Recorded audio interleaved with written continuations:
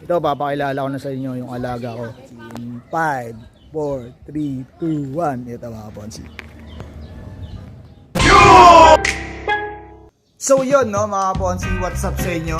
Yan, what's up sa mga solid ka Ponsi dyan. Yan, good morning. Yan, eto ang sitwasyon dito sa amin, sa lugar namin. Yan, good morning.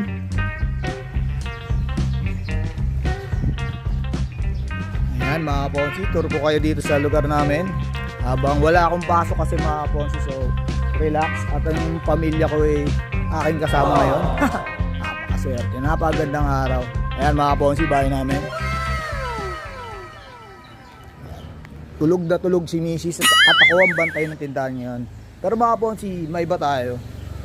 Actually, gusto ko talaga magkaroon ng alaga. Pwede na! Ayan. Kaso, ang problema, pag nag-alaga naman ako ng aso, maabala pa si Mrs. Siyempre, magpapakain tayo. Parang yung oras ko medyo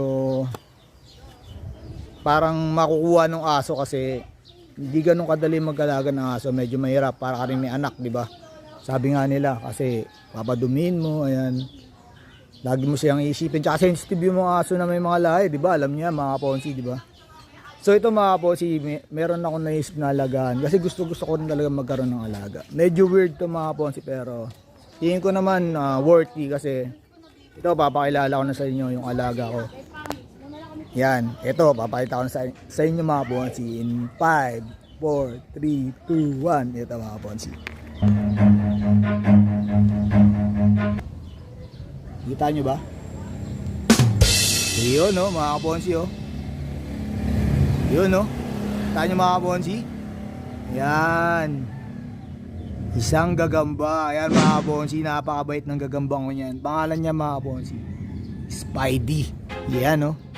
Spidey, S-P-I-D-Y. Yan. Pinangalanan ko na siya mga Ponsi. Actually mga Ponsi, mag-isang buwan na siya sa akin. Yan mga Ponsi, kita nyo, gandang klaseng gagamba na ito oh. Yan. Actually mga Ponsi, napamahal na talaga din sa akin to mga Ponsi. Kasi pag may pet ka, diba, mapapamahal talaga sa iyo yan. Kasi binibigyan mo rin kahit paano yan ang time. Yan mga Ponsi, kaya ako nagpet. Yan, iwas din ng stress. Alam nyo na yun. Tapos syempre, yung time na boring, pwede mo silang lambi-lambingin. Ayan, napagapang ko yan sa kamay ko. Di naman siya nakagat mga Ponsi. Okay lang din mag-alaga. So try nyo mga Ponsi yan ha. Sa mga nagagamba dyan, nag-aalaga, salute ako sa inyo kasi pareho tayo, mapagmahal din sa mga insekto. Hindi na sa hayop, no? Gagamba kasi, di ba, insekto yun? So yan mga Ponsi, ramdam ko lang sa kanya yung fresh air, tsaka yung araw, yung araw na hindi pa ganong kalakas. Ayan. Relax muna siya dito kasi meron siyang lalagyan. Ayan, papakita ko sa inyo mga Kaponsi yung lalagyan niya ha. Wait lang. Speaking of pet. So ayan mga Kaponsi, yung alaga ko ha. Good siya pero masarap din siyang alagaan mga Kaponsi, lalo ngayon ito. Dahil inalagaan ko siya mga Kaponsi. Eto. Yan, tulog pa kasi maginawa mga Ponsi, si Fem at Mitch. So pakilala ko lang sa inyo ang alaga ko. Siyempre part na rin siya ng family namin kasi family besa. Ayan, part na rin siya. So yan mga Ponsi, meron siyang itlog. Ayan mga Ponsi, yan ang inaalagaan ko ngayon. Hinihintay ko siyang ma-hatch para yung mga anak niya, syempre alagaan natin yan. Yan, bibigyan din natin ng pagmamahal. Sana nga mga Kaponsi, yan, malapit na siyang, tingin ko parang malapit na siyang maglabasan. So hintay lang tayo mga Kaponsi, papakita ko rin sa inyo yan ang update na yan mga Kaponsi ng alaga ko. At syempre ito, part din to ng family namin, si Exalta.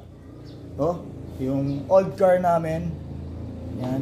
Kasi nung kinuha ko to, yung nagpamilya na ako, binenta ko yung motor ko para in case na si Miss ay mabuntis at mga anak, meron kaming gagamitin. Yan. So yan mga Ponsi, di ba? Nangyari at nakabili ako ng kotse para sa pamilya ko ngayon. Medyo luma na siya pero okay naman siya, goods pa siya. So yun mga Kaponsi, update lang. Bago kong vlog yan mga Kaponsi. New pet, Spidey. So thanks for watching mga Kaponsi. And subscribe po kayo sa mga bago pa. And be a member of our family. And thank you po sa inyo mga kaponsi. God bless. Share nyo po itong video.